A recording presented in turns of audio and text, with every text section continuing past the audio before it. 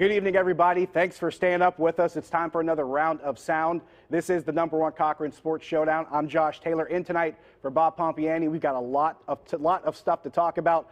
One of those things we're going to discuss, can the Penguins keep this going, this winning streak going without Jake Gensel in the lineup being on injured reserve? Kenny Pickett, Heisman voting, finishing third. The responses to that, but our #1 topic of the evening, the Pittsburgh Steelers losing, of course, in Minnesota Thursday night.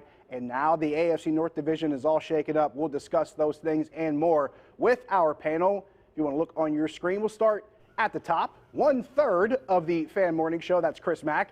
And then below him on the right-hand side, that's 2/3 of the Fan Morning Show, that's Colin Dunlap. And then over to the left-hand corner, the pride of Cal U, also from the Athletic Steelers writer, Mark Kaboly.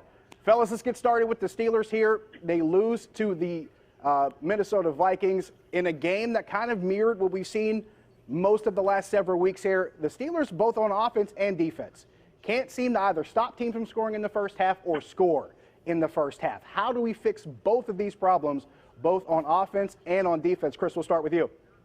Well, I mean, we've talked about it a lot over the last couple of days. I think it makes sense to let Ben Roethlisberger make some of these decisions. You don't want to go back to the 5-wide empty set Ben of last year. That broke down, especially in the final third of the season. But I think we've seen his play calling, his decision making, and just the rhythm that he gets in the no huddle. It's exactly what you want out of this offense. Now, granted, a lot of that's been against prevent defenses late in games when they've been down big. But have we seen any other aspects of the Matt Canada offense work? I say let the old cowboy take the wheel for the last few weeks of his career and see if he can't inject a little more life into the offense early on by running some no huddle. Yeah, I agree. You know, you go into the huddle, and when you go into the huddle and you slow it down a little bit, that works when you have a defense that can stop people. I don't think there's a lot of hope for the defense other than getting people healthy. That said, you're going to play in shootouts. You're going to play in games. Probably they're going to have some points scored. Why not try to, if you can't beat them, join them. And that's the best way for the Pittsburgh Steelers to go about things on offense. It's a mystery to me how everyone can see, everyone in the public, everyone in the media, people all around football. We talk to people that aren't just, Joe from Blawnox. Like, we talk to football people, ex-coaches, people that were in the NFL, and they say, I don't understand why the Steelers don't go with pace right out of the gate when it's obvious that's how they have success.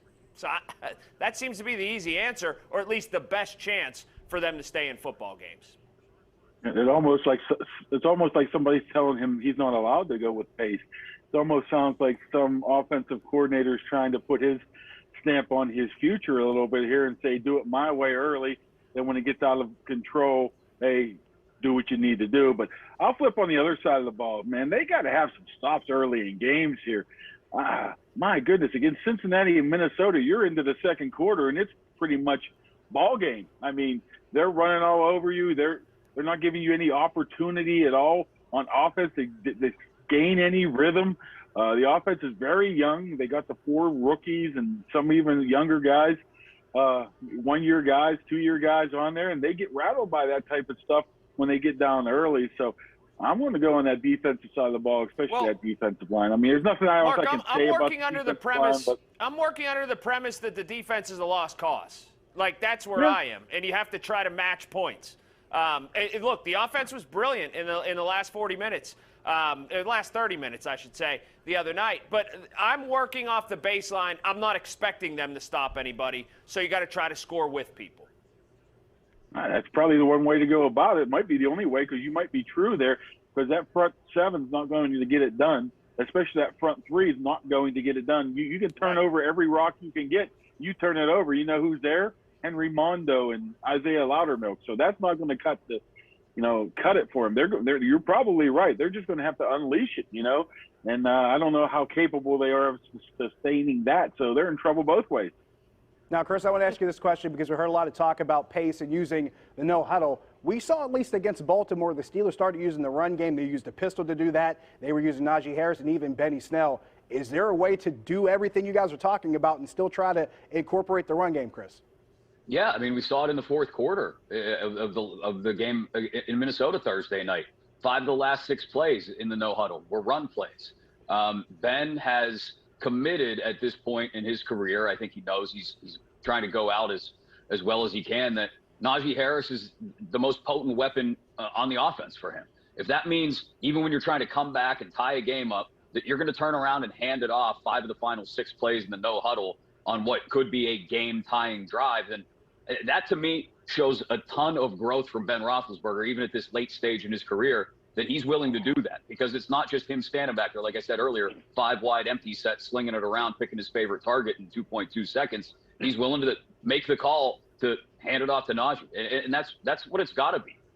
Now we're talking about using pace and going no huddle and hurry up. Late in the game, we got to talk about this situation because it's the elephant in the room. Chase Claypool's play late in the game, of course, lost a few seconds there with his first down celebration. After the game, he feels like he didn't do anything wrong. They talked to Ben Roethlisberger about it. He said basically, well, that's not my job, that's Coach Tomlin's job. Meanwhile, earlier in the game, Claypool was called for a penalty. Mike Tomlin benched Chase Claypool. Colin, I got to ask you this question. What's the next step in trying to get to Chase Claypool to figure out what's going on here and how to fix it? Well, he's definitely not going to get a second contract if he continues down this road. I thought that Mike Tomlin should have benched him until halftime at least, and maybe even for a longer period. The crazy part of it, though, is this. If you take everything out of it, you don't watch the game, and someone just hands you a stat sheet from Thursday night, you go, wow, maybe he broke out of it a little bit and had a pretty good game. That's the part that's mind-numbing some, is that he actually had some production, he actually had a good game, and he helped the Steelers' effort. There's 12 yards here, there's 8 yards here, there's a catch that not a lot of people in the NFL make on that long pass interference play.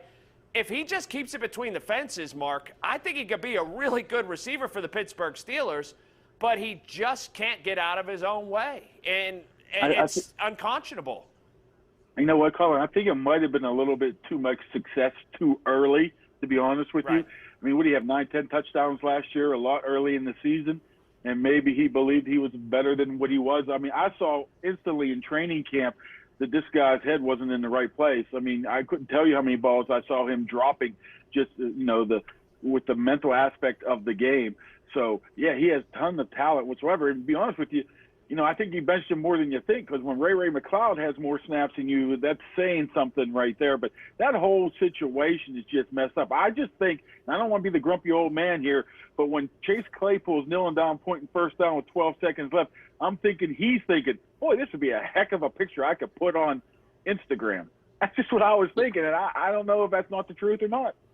Well, yeah, it all stems from the lack of awareness. You could say the same thing about the guys celebrating an interception when they're down by 3 touchdowns, Mark. They run into the end zone to mug for the camera, and you can spot each and every guy in that photo. Probably not in the league 3 years from now, right? I mean, the veterans who knew exactly what the score was literally and figuratively at that point, the Cam Haywards, the Minka Fitzpatricks, they walked off the field at that point because they knew there's nothing to celebrate. We're down by 3 scores. What the hell are you clowns doing?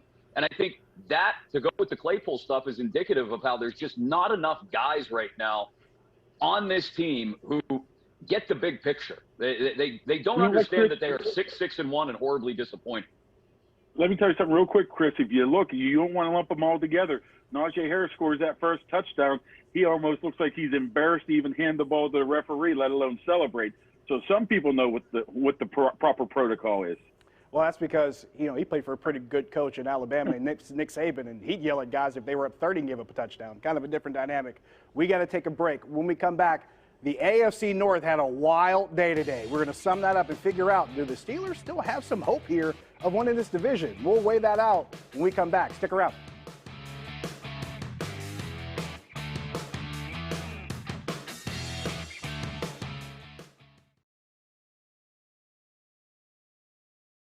The #1 Cochran Sports Showdown is brought to you by #1 Cochran, Go One Better, and by Highmark Blue Cross Blue Shield. Have a greater hand in your health.